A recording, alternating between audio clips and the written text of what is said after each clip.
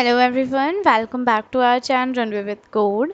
सो आज हम देखेंगे इंकैप्सुलेशन के बारे में। जावा में इंकैप्सुलेशन कैसे होता है और क्या होता है बेसिकली, ठीक है।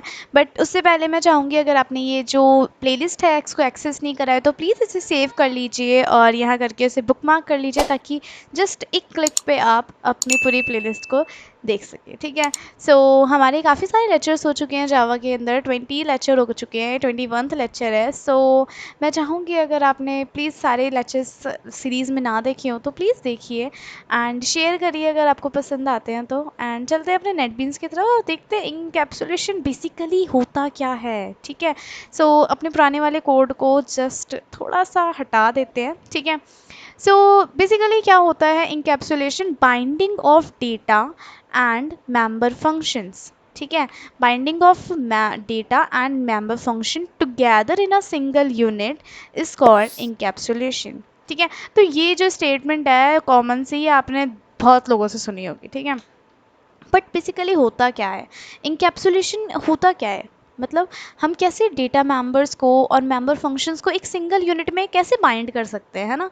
तो ये कैसे अचीव होता है? ये थ्रू क्लासेस अचीव होता है। सबसे पहले कुछ जो क्वेश्चन आता है, हम इंकैप्सुलेशन अचीव कैसे करते हैं, ये आपको पता होना चाहिए। थ्रू क्लासेस, ठीक है।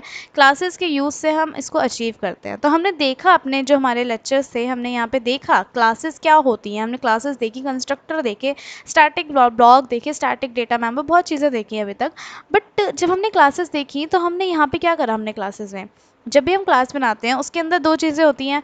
एक होता है हमारा डेटा मेंबर्स, ठीक है, और एक होते हैं हमारे डेटा फंक्शन मेथड, है ना, डेटा मेथड।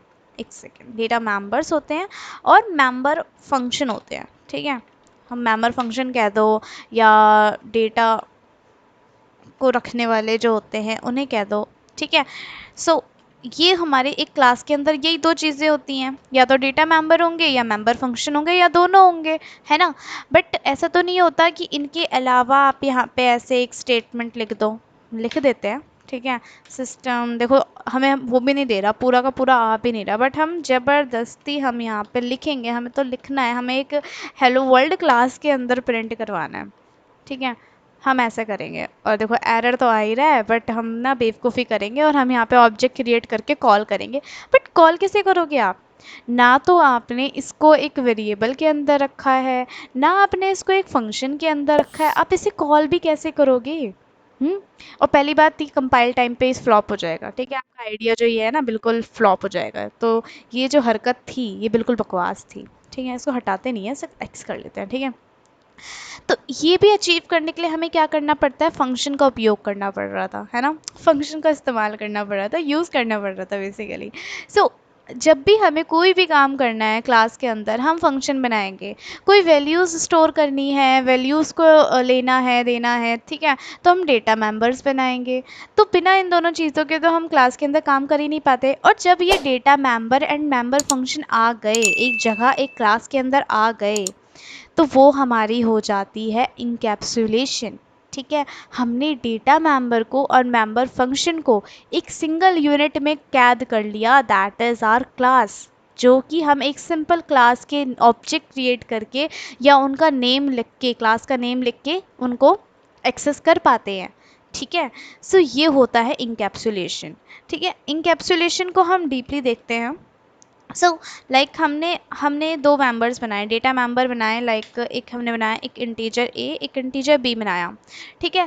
अभी तक हमने क्या किया था, मैं आपको अपने नोट्स की तरह दिखाती हूँ ताकि आपको ज़्यादा समझ आए। देखो इंकैप्सुलेशन की जरा सा नोट्स हैं, क्योंकि मुझे इंकैप्सुलेशन आपको हाथों हाथ से लिखना हुआ आना चाहिए, ठीक है। तो मैंने ज़्यादा नोट्स नहीं बनाया, बस आप एक छोटा सा एक ले लो, जब आप देखो तो आपको याद आ जाए, ठीक है। So basically binding of data and method together in a single unit, ठीक है। ये छोटी सी डेफिनेशन है। To achieve this we have to declare class variable as private. Class variable मतलब डेटा मेंबर्स, उनको हमें प्राइवेट करना पड़ता है। Provide the get set function to access them, ठीक है। मतलब हम जो ये मेंबर्स बना रहे हैं, हमें ये जो हमारे डेटा मेंबर्स हैं इन्हें प्राइवेट करना पड़ेगा। और मेंबर फंक्शन को आपकी मर्जी, आप पब्लिक रखना चाहते हो तो रख लो, ठीक है। यहाँ पे हमें क्या करना पड़ता है, अब अगर हमने ये इनको प्राइवेट कर दिया ना, इसका मतलब है हम इनको डायरेक्टली नहीं एक्सेस कर पाएंगे अपने यहाँ पे मेन के अंदर। हम नहीं लिख पाएंगे ऑब्जेक्ट डॉट ए या ऑब्जेक्ट डॉट बी, ठीक है, ऐसे नहीं कर पाएंगे। इनको करने के लिए हमें मेथड बनाने पड़ेंगे। आप मेथड का नाम कुछ भी ले सकते हो, बट जनरली हम यूज़ करते हैं ये गेट सेट नाम, जो हम यूज़ करते हैं सेट मतलब टेक मतलब यूज़र से लेने के लिए, और गेट मतलब हम उनको दिखाने के लिए, ठीक है। तो सेट करेंगे हम यूज़र से लेने के लिए, हम अभी के लिए सिर्फ एज एन ऑब्जेक्ट पास करवा देंगे, मतलब हम यहाँ पे खुद ही उनको वेरिएबल पास करेंगे। बट आप यहाँ पे एक सिस्टम डॉट स्कैनर डॉट लिख कर आप अपनी खुद की वैल्यूज़ भी यूज़र से ले सकते थे, ठीक है।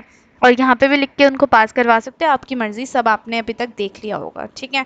सो हमने क्या करना है, वॉइड सेट लिया हमने, और यहाँ पे हमने इंट a1 और इंट b1 लिखेंगे, ठीक है, ठीक है, जस्ट सी, ठीक है। तो क्या होगा, हम यहाँ पे सेट करवा पाएंगे अपनी वैल्यू, और a dot a is equals to a1 लिखेंगे और b is equals to b1 लिखेंगे, ठीक है, एंड सेमी कॉलन।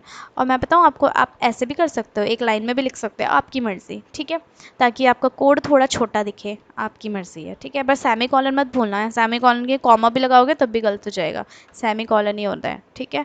सो यहाँ पे हमने एक सेट फंक्शन बनाया जो कि हमारे a और b के अंदर वैल्यूज़ को सेट कर देगा, ठीक है। और एक फंक्शन बनाएंगे जो हम यूज़ करेंगे उनको शो करने के लिए, गेट बनाएंगे। सो पैरामीटर की ज़रूरत ही नहीं है उसको, system dot out dot print करेंगे और लिखेंगे the value of A and B is equals to plus A then plus space plus B, okay. कुछ इस तरह हमने गेट और सेट को यूज़ कर लिया, और इसको कॉल भी करवा लेते हैं। और हमारे ये जो मेथड है ये पब्लिक है, इसलिए हम इन्हें यहाँ पे कॉल करवा पाएंगे, वरना हम इन्हें कॉल नहीं करवा पाते। और हमारी क्लास का नाम है स्टूडेंट, हमें रोल नंबर और नेम लेना चाहिए था बेसिकली, बट कोई बात नहीं, हमने ए और बी ले लिया, आप अपनी तरफ से ले लेना। Student O1 is equals to new and R student name and just default constructor, ठीक है। कुछ इस तरह करा हमने। O1 डॉट सेट पहले करेंगे ताकि हम वैल्यूज़ को सेट करें पहले, और हम यहाँ पे 4 देंगे, यहाँ पे 7 दे दिया। O1 डॉट गेट करेंगे ताकि हमें वो मिल जाए। शिफ्ट F6 करेंगे तो देखना क्या होगा, सी the value of A and B is 4 and 7। थोड़ा सही से आता तो और अच्छा लगता ना। हमने यहाँ पे A लिखा, यहाँ पे हमने A is equals to A and b is equals to this, अब अच्छा लगेगा ये, ठीक है। See the value of a is equals to 4, और यहाँ पे सेमी कॉलन आ जाता तो और सोने पे सुहागा हो जाता है ना। See the value of a is equals to 4 and b is equals to 7, और आप चाहो तो यहाँ में हमने स्केप सीक्वेंस करेक्टर पढ़े थे, आप वो भी लगा सकते हो, ठीक है, आराम से नेक्स्ट लाइन में आ जाएगा, ठीक है, ऐसे कुछ कर सकते हो आप। सो ऐसे हमने अपनी a और b की वैल्यूज़ को सेट कर लिया। बट अगर आप चाहो यहाँ पे कि आप ऐसे करो कुछ,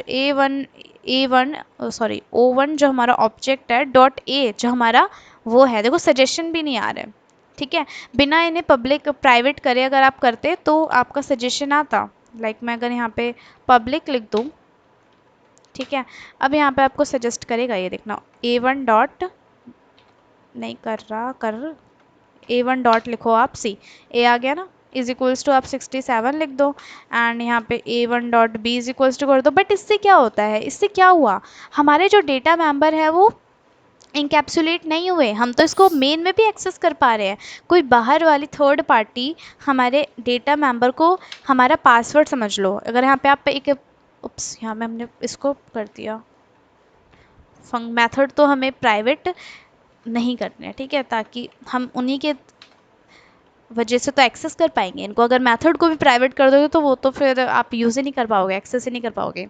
लाइक अगर आप यहाँ पे अपने डेटा मेंबर में दे रहे हो अपनी ईमेल आईडी और अपना पासवर्ड दे रहे हो, ठीक है, और आप उसको पब्लिक रख रहे हो, मतलब कोई भी आके आपकी उस पासवर्ड को यहाँ पे मेन के अंदर एक्सेस कर पाएगा, ठीक है। ऐसे तो हमारा जो डेटा मेंबर्स को हाइड करने का जो हमारी होती है अप्रोच होती है, वो तो बिल्कुल ही ख़त्म हो जाएगी। इसीलिए हम अपने जो अच्छी अप्रोच होती है इंकैप्सुलेट करने की, अपने डेटा मेंबर को हमेशा प्राइवेट रखना है, मेंबर फंक्शंस को पब्लिक रखना है, और उन डेटा मेंबर को कैसे एक्सेस कर पाएंगे हम, ओनली थ्रू दिस फंक्शंस, ठीक है, इन फंक्शन के थ्रू ही एक्सेस कर पाएंगे। कोई थर्ड पार्टी आके यहाँ पे देख भी नहीं पाएगी हमारा पासवर्ड, ठीक है। इस तरह हम यूज़ करते हैं इंकैप्सुलेशन जावा के अंदर। आई होप आपको समझ आया होगा इंकैप्सुलेशन का यूज़ और क्या होता है और कैसे हम इसको इस्तेमाल करते हैं अपनी रियल लाइफ में। सो अगर वीडियो पसंद आई हो तो प्लीज़ लाइक करिए एंड शेयर करिए अपने फ्रेंड्स के साथ, और चैनल पे न्यू है तो प्लीज़ सब्सक्राइब करिए। Thank you so much, see you next time.